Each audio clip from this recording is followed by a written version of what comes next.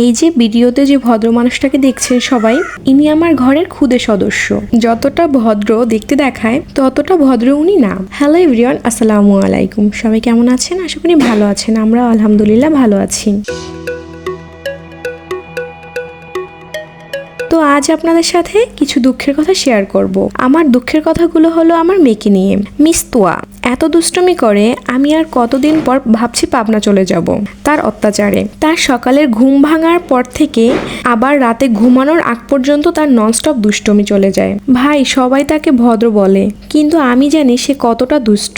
এই যে সবাই অল্প টাইম তাকে দেখে, তাই মনে করে সে মনে হয় অনেক ভদ্র, কিন্তু কেউ যদি একদিন তার সাথে থাকতো তাহলে সে বুঝতে পারতো সে কেমন লোক। এই যে সে এখন জুতা নিয়ে দুষ্টুমি করছে, সে জুতা দিয়ে বিছানা সাজাচ্ছে। আরো যে তার কত দুষ্টুমি, আমি যতবার জুতা রেখে আসি সে আবার জুতা নিয়ে আসে, বিছানার উপর রেখে দেয়। তার কোনো খেলনা ভালো লাগে না, তার জুতা দিয়ে খেলতেই তার ভালো লাগে। যত আমার কাজের জিনিস আছে সে ওইসব দিয়ে খেলা শুরু করে, হাঁড়ি পাতিল, জুতা, তারপর আরো কত কি। আর তার হাঁটার কথা আর কি বলবো, সে এত হাঁটতে পারে, কোথাও বসবে না, সারাদিন সে হাঁটতে থাকে।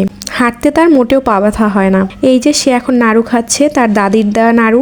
আমরা শুধু একা কেন খাবো, তারও নাড়ু খেতে হবে। দাদু দিয়েছে, তার দাদুর হাতের নাড়ু মনে হয় তারও ভালো লেগেছে। তাকে গোসল করাতে নিয়ে যাব, কিন্তু সে তখনও নাড়ু ছাড়ছে না। সে নাড়ু হাতে নিয়ে গোসল করতে গিয়েছে। কি একটা অবস্থা। এই যে এখন আবার সে এসে চিল্লাচিল্লি করছে আমার সাথে। তো যাই হোক, অনেক কষ্ট করে তার হাত থেকে নাড়ু নিয়ে তারপর তাকে গোসল করিয়ে দিয়েছি। তার পাকনামোর কথা বলে শেষ হবে না, তাই আর নাই বা বলি। তবে যারা বলে সে অনেক ভদ্র, তাদেরকে একটা কথা বলছি, ভাই তোমরা একটু তোমাদের কাছে নিয়ে ওকে রাখো, তাহলেই দেখবে ও কতটা ভদ্র, তখন টের পাবে সে কেমন জিনিস। তো যাই হোক, মেয়ের বাবা এই যে আমাদের জন্য সন্ধ্যায় কিছু হালকা নাস্তা নিয়ে এসেছে বাহির থেকে। রাফা ফোন করে তার বাবাকে বলছিল সে নাকি বার্গার খাবে, তাই তো তার জন্য বার্গার নিয়ে এসেছে, আর সাথে আমার জন্য। এখন আর কোনো খাবারের কথা আমার বলতে হয় না, আমার মেয়ে আমার হয় সব বলে দেয়।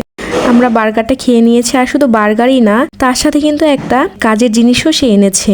এই যে একটা কন্টেইনার এনেছে, এটা কিন্তু মহিলাদের অনেক কাজের একটা জিনিস। এটা আপনি অনেক কিছু রাখতে পারবেন, মুড়ি বা অন্যান্য কিছু রাখা যায়।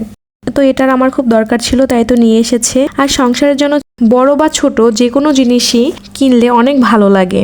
আমার তো এটা দেখে অনেক ভালো লেগেছে। তো এই যে আটা ও চালের আটা রাখবো। এই চালের আটাটা কিন্তু আমার শাশুড়ি আমাকে দিয়ে দিয়েছিল এবার আসার সময়। আর এই যে কিছু নুডলসও রেখে দিয়েছি, স্যুপের প্যাকেটটাও এখানে রেখে দিব। এই স্যুপটা কিন্তু এই নুডলসের সাথে ফ্রি পেয়েছিলাম। ফ্রি পেতে কিন্তু অনেক ভালো লাগে, যে কোনো কিছুর সাথে কিছু ফ্রি দিলে আমার তো।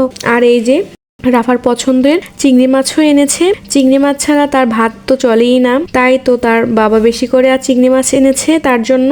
আর রাফার কিন্তু মুরগির গোশও অনেক পছন্দ, আর সাথে চিংড়ি মাছও। সে অন্য কোনো গোশ বেশি পছন্দ করে না খেতে, চিংড়ি মাছ ছাড়া অন্য কোনো মাছ বেশি খেতে পছন্দ করে না।